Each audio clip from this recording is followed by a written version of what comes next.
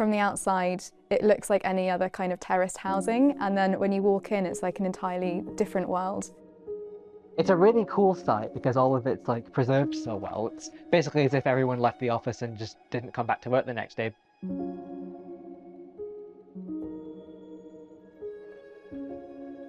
We're at JW Evans Silver Factory today, which is in the heart of the Jewellery Quarter, which is located in Birmingham. And we're working with our young producers, who are young volunteers aged 18 to 25 with a specific interest in history and heritage. As a Brummie, I was very excited when I heard about this project, because when they said that there was an English Heritage project running in Birmingham, I was like, there's an English Heritage site in town. JW Evans was a Victorian factory which specialised in silverware and also other forms of metal, making them into certain candlesticks and other high-value items. Recently it's become into the hands of English Heritage, and the idea is to keep everything exactly as it was to preserve the history. I'm quite far removed from a lot of the processes and things that went on in here. It makes me appreciate a lot more because it's a very different time compared to me, and I don't want that to be lost. It's so atmospheric, and you can almost hear and smell and imagine all of the different people that would have been working here, and what a kind of lively place it would have been back in the day.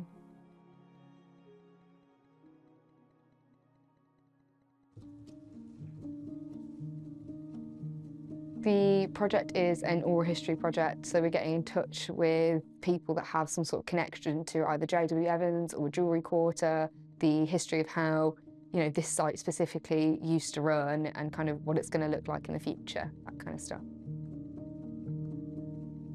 It gives so many different perspectives, and also it's like people that have actually worked at JW Evans, and it's frozen in time, and it's personal history as well. It's very personal, so there might be stuff that there isn't an official record of, but when you interview them you can actually capture that. Hello, my name's Theo Lazar. I'm a young producer on the Youth Engagement Oral History project, and today is 5th of March 2025. And your name is? My name is Nick Hill, and I was the project director on the JW Evans project from 2008.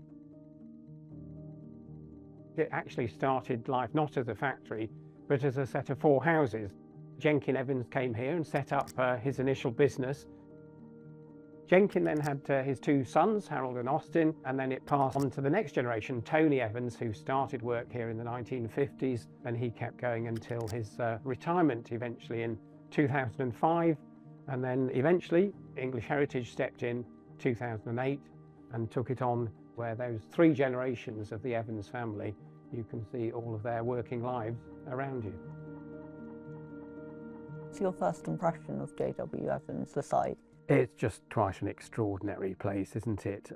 Like no other you've seen really, because it's just this accumulation of history over such a long time, and it just has this amazing atmosphere thick with the whole artifacts, the machines, the building, all of the tools and contents and so on, and all untouched really, just incredible. How did you come to a decision to leave it in situ? Well, that was actually something that emerged quite slowly. I've always felt with projects that I've done that it's important to take time to sit back and think about what you're doing and what the objectives are, not to rush into anything. So it was a realization that came on us gradually as a team, as a whole. And it became a sort of harder and harder line that we said, actually, no, we really mean it. You know, if that spanner is on that workbench, 1st of April 2008, it should stay there untouched.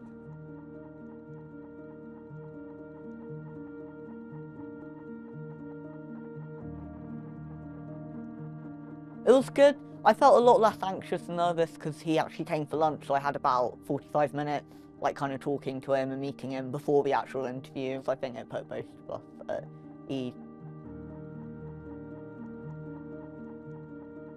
It was interesting learning about how they did their business and like the offices as well. Everything, you can see how messy Yes, yes. And Well, the chaos. that's one of the things that with the conservation actually that we felt, as you'll have seen, you know, we've also kept Tony's office, and I just went in there and I saw that, you know, the calendar on his desk is still on the 1st of April 2008 because we thought that's it, we freeze frame. Yeah. And it's got things like, it's got a sort of electronic typewriter, which is again a piece of history, isn't it? You know, who's got one of those anymore?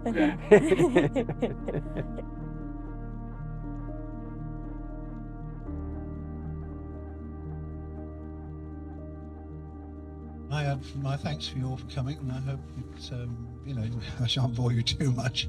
But I'm Tony Evans. I'm the grandson of Jenkin. Jenkin died in 1928, succeeded by my father. And I was born in 1939. So. I was the last Evans, so I was the only Evans left to, you know, to keep the business going.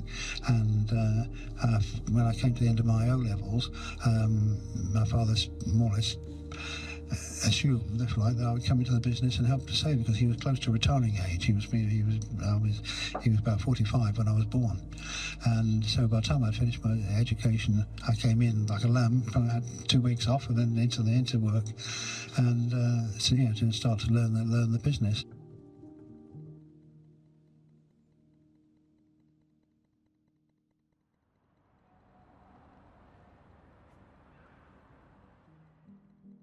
I love it.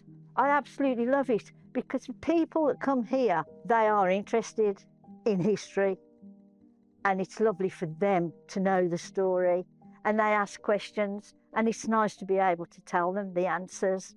So they are really interested, the people that come to see it, and it's just joyful.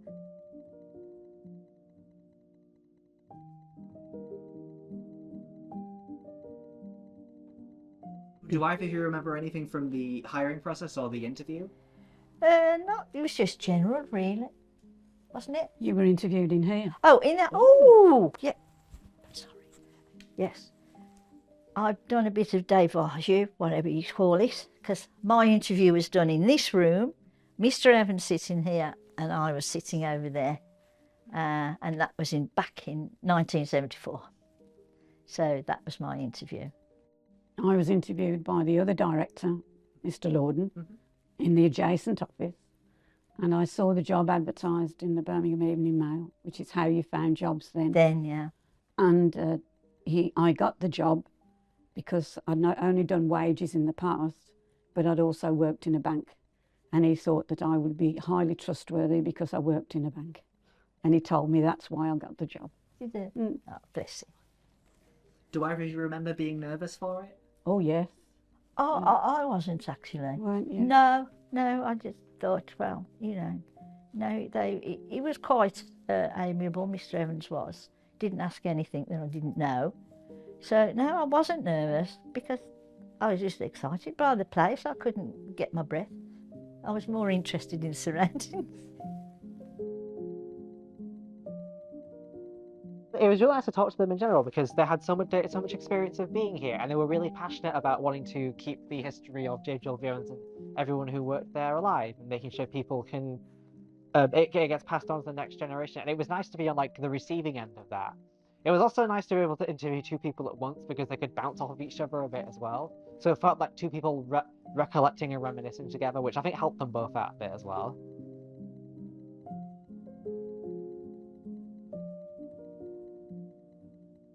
And through there, that's where I used to work, through there, in that house next door, and that's where the general office was. Yeah, well, because it was by the reception. That's right, and that people used to come up the stairs there because all the reception was a top of a staircase, wasn't it? Yeah. And a little trap door. That's where Audrey was, and then that's where the showroom was. And I was in nice files, all my typing.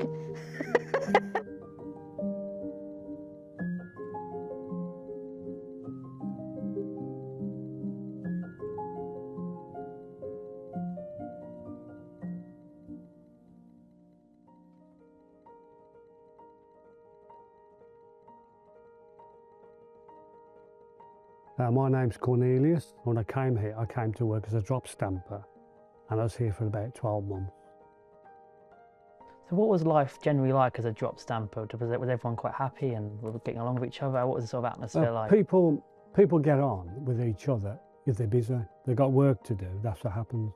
And you don't really mix with each other. You might be able to talk to each other, or depending on what you're doing, how much noise there is. But you've got to concentrate. And if you're stamping, you don't want to take your eyes off what you're doing. When I first came here, Tony Evans met me, and I met his sons up in the office. Said, okay, we'll go down. Derek was sitting there. I think Barry was here, I think. Then I sat here, we're having a cup of tea.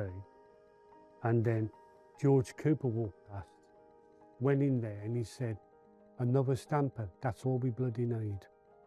So George didn't really talk to people, he spent his time in there. I thought, oh, welcome, George. And then we started work, and Derek got up and said, this is your first job, it's all in place.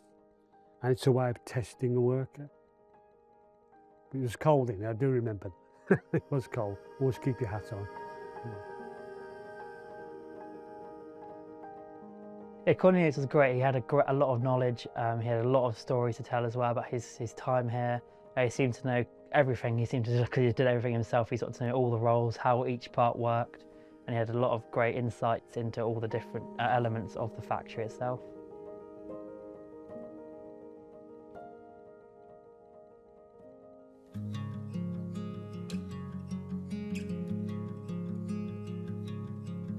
Wow, this really is going back in time. They've kept it just as it was. Amazing. And this is how people worked, and if somebody like me came in and said, well, you better tidy it all up, let's clean we'll have all the tools polished, we'll have all the shelves redone, they'd think I was insane. What are you doing? It's a proper factory here, mate.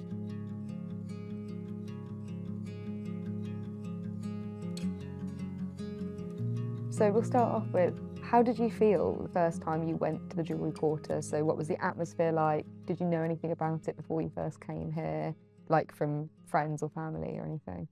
The first time I really remember coming to the Jewellery Quarter was when I started at the Acme Whistle Company in 1982. Did I know anything about it? Yes, quite a lot, because you can't really live in Birmingham without having heard about the Jewellery Quarter, even if you've had no interaction with it. What anybody who's worked in the Jewellery Quarter discovers, not quite like it was in the 1880s or 1870s, where there were merchants' houses and you could go to one place and have pressings done in the front room in somebody's house. Then you could go next door and have those pressings hand polished by somebody who had a polishing machine in their front room. And then you could go next door to that and you could have the whole thing plated in silver, gold or nickel, whatever it was. Although those days were largely gone by the time I arrived, there was still an element of it.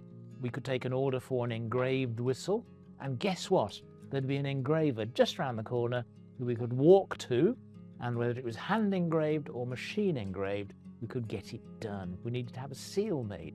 We needed to have some special gold plating done. It was always just around the corner.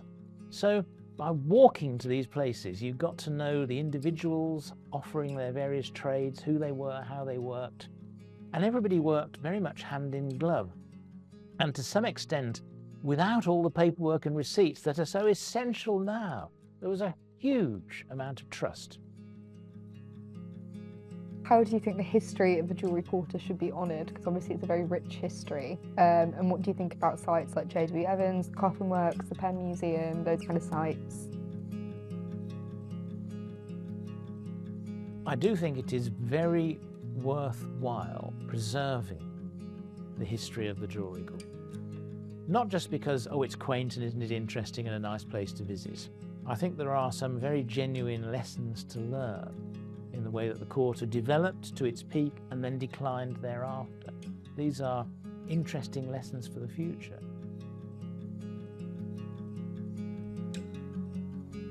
As a younger person who's probably never been involved with manufacturing, and you look at something like you have around you here, what does it make you feel? Do you think it's important to preserve it? Does it have a place in the future? I think so, definitely.